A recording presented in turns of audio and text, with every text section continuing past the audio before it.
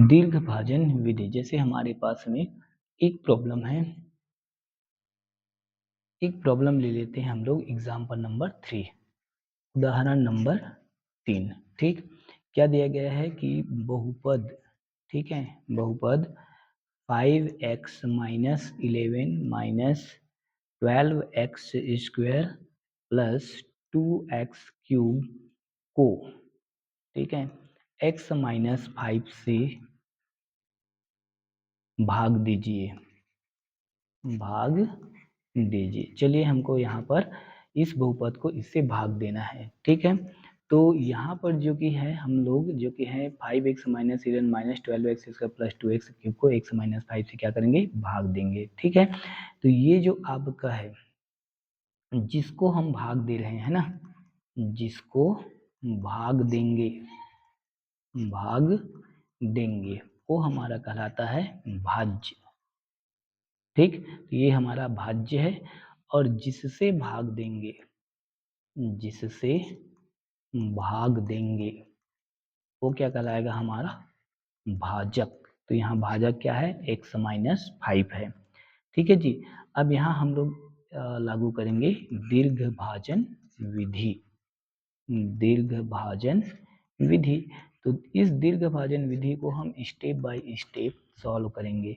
तो सबसे पहला स्टेप क्या है कि भाज्य व भाजक, है ना, भाज्य व भाजक जो है को क्या करेंगे, उनकी घातों, उनकी घातों के अवरोही क्रम में लिखेंगे, अवरोही क्रम में लिखेंगे, ठीक है।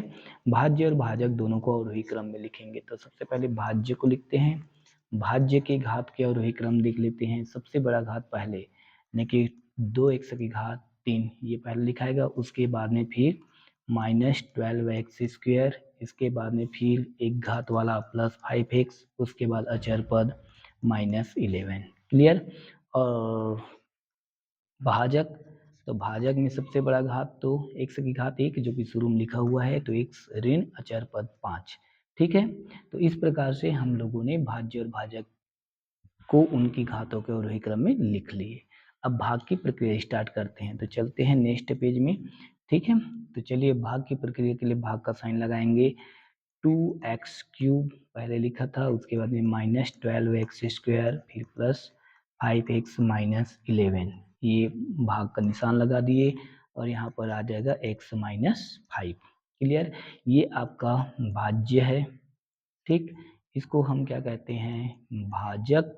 और यहाँ जो मान आएगा वो कहलाएगा आपका भागफल और नीचे शेषफल मिलेगा, ठीक है। अब स्टेप नंबर 2, स्टेप नंबर 1 तो लिख लिए, भाज्य अवरोही क्रम में लिखना है भाई, भाज्य और भाजक के घातों को उनकी अवरोही क्रम में लिखना है। ये स्टेप नंबर 1 था। अब स्टेप नंबर 2 में क्या करेंगे, भाज्य के जो प्रथम पद है, भाज्य के प्रथम पद, अब इसमें टोटल कितने पद है, ऋण और धन से जो अलग हुआ है 1 2 3 और ये 4, 4 पद है। इसमें कितने पद है, 1 और 2, ठीक है। ऋण धन के द्वारा अलग होगा वो पद कहलाता है, ठीक है। तो भाज्य के प्रथम पद को क्या करेंगे हम लोग, भाजक के प्रथम पद से, भाजक के प्रथम पद से क्या करेंगे हम लोग, भाग देंगे, ठीक है। भाज्य के प्रथम पद को भाजक के प्रथम पद से क्या करना है, भाग देना है। तो चलिए भाज्य के प्रथम पद क्या है हमारे पास में, 2x की घात 3, तो 2x क्यूब, और भाजक के प्रथम पद कितना है, x। अब इससे डिवाइड करेंगे तो x से x कैंसिल, तो क्या बचा, 2x स्क्वायर। इस 2x स्क्वायर को हम लोग क्या करेंगे, भागफल का प्रथम पद बनाएंगे। इसको भागफल का प्रथम पद मतलब भागफल के प्रथम स्थान में लिख देंगे, ठीक है। अब भागफल का प्रथम पद बनाने के बाद में ये भागफल का जो प्रथम पद बना है इसको भाजक से गुणा करेंगे। तो भाजक क्या है, x माइनस 5 से गुणा किसको करोगे, 2x स्क्वायर से। कितना आ जाएगा देखो, 2x स्क्वायर का x से गुणा करेंगे तो 2x की पावर 3 माइनस 2x स्क्वायर का 5 से मल्टीप्लाई करेंगे तो 10x स्क्वायर, ठीक है। तो हमारे पास कितना आया, इसको भाज्य के नीचे लिखेंगे, है ना। तो 2x क्यूब माइनस कितना आया, 10x स्क्वायर आया। क्लियर है? अब क्या करेंगे, हम इसको इन दोनों को घटा देंगे, इसको इसके साथ, इसको इसके साथ, क्योंकि ये समान घात वाले हैं तो ये घटाएंगे। तो घटाने पर क्या होता है, देखिए चिन्ह बदलता है। जैसे घटाऊंगा तो घटाने के लिए आपको ऋण चिन्ह देना पड़ेगा, ऋण, और यहाँ पर भी क्या देंगे, ऋण।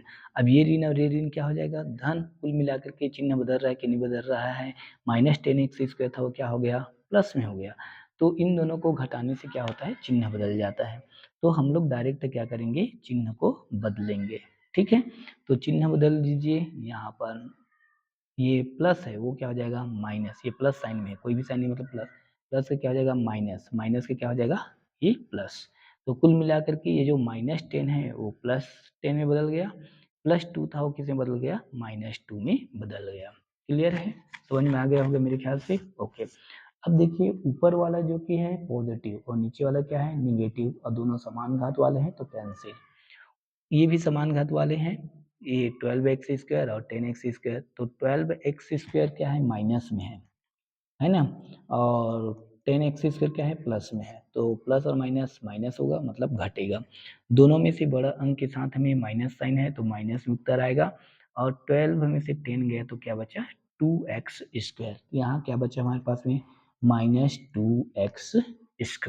ठीक है, चलिए आगे का अब हम लोग प्रोसेस करेंगे। हमारे पास में कितना बच गया 2x²। फिर वही काम करना है जो अभी तक हम लोगों ने किए हैं। ठीक, अब स्टेप को हम लोग क्या करेंगे, दोहराएंगे।